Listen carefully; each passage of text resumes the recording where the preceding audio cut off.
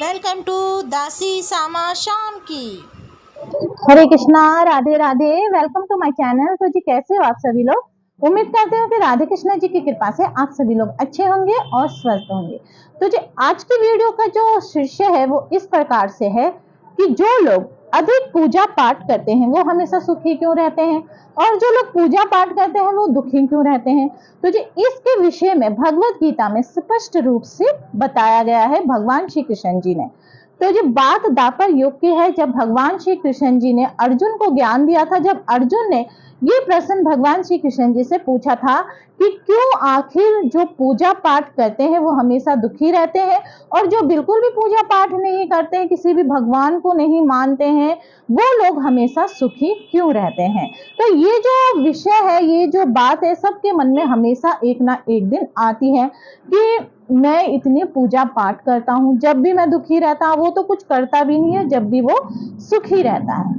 तो जी ये कथा भगवान श्री कृष्ण जी ने अर्जुन को सुनाई थी।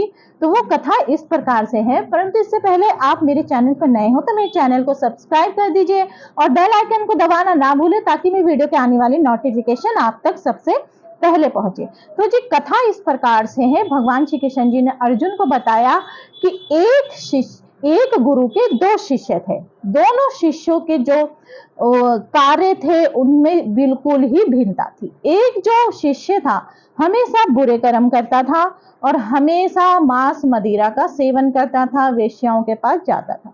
और जो दूसरा शिष्य था वो हमेशा पूजा पाठ आदि करना, नियम से हमेशा वो पूजा पाठ करता था।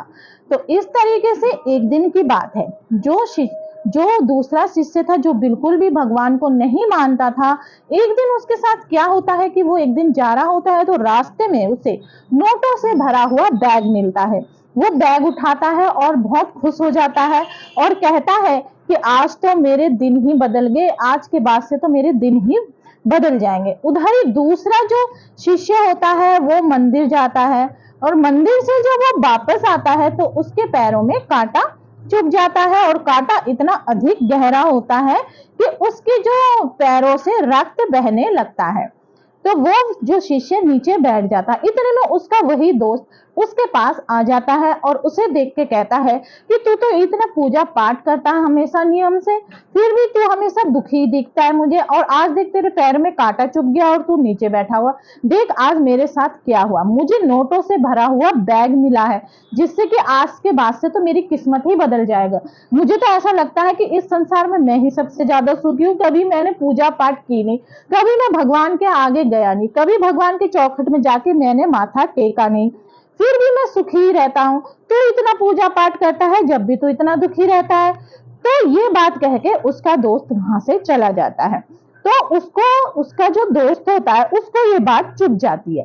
वो सोचता है ये कह तो सही बात रहा है कि मैं इतना पूजा पाठ करता हूँ, जब भी मुझे सुख ही नहीं है, और ये तो कभी भगवान के आगे जाके माथा भी नहीं टेकता, और ये हमेशा सुखी रहता है और मैं दुखी रहता हूँ।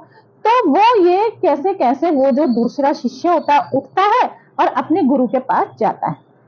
गुरु के पास जाके सारी बातें वो बताता है कि मेरा दोस्त है, मेरा इसी आश्रम का शिष्य भी है वो तो इतना सुखी रहता है, कभी भगवान को इतना मानता भी नहीं है, मैं इतना मानता हूँ और मैं हमेशा दुखी रहता हूँ। ये बात सुन के गुरुदेव मुस्कुरा देते हैं और फिर वो उनसे कहते हैं कि इसका जो उत्तर है, इसका उत्तर तुम्हें भी पता है।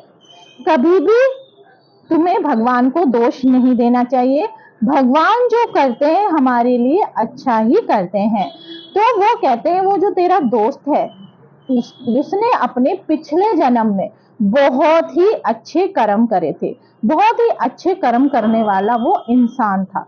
उसी की वजह से उसे आज ये नोटों से भरा हुआ बैग मिला है। परंतु इस जन्म में वो अच्छे कर्म नहीं करता है, तो आज उसके जीवन में अरबों खरबों की संपत्ति मिलना था, परंतु उसको थोड़े से ही पैसे मिलकर रह गए। तो इसीलिए उसके जो कर्म थे वो आगे आ गए, इसलिए उसे थोड़े से ही पैसे मिलकर रह गए। नहीं तो अगर वो अच्छे कर्म कर रहा होता तो उसे आज अरबों खरबों की संपत्ति मिलती, आज वो करोड़पति होता। तो इसी बात से वो आगे बढ़ते हैं गुरुदेव, फिर उसके बारे में बताते हैं तुम तो थे पिछले जन्म में, तुमने बहुत ही बुरे कर्म करे थे, तुम्हारी मृत्यु आज निश्चित थी, तुम्हारा मरना आज निश्चित था, परंतु तुम अच्छे कर्म कर रहे हो इस जन्म में और तुम मंदिर से वापस आए, तुम मंदिर गए थे, इसीलिए तुम्हारे जो पैरों में बस कांटा चुभकर ही रह गया।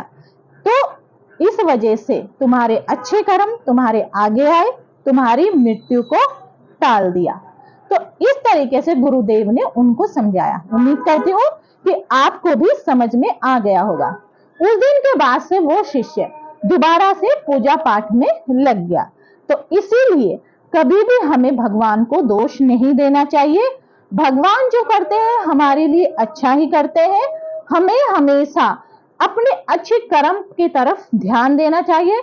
हमारे वर्तमान के जो समय है उसका हमें सदुपयोग करना चाहिए। तो जी आज की वीडियो में बस इतना ही। अगर आपको वीडियो अच्छी लगे तो वीडियो को लाइक एंड शेयर करना ना भूले। हरे कृष्णा, राधे राधे।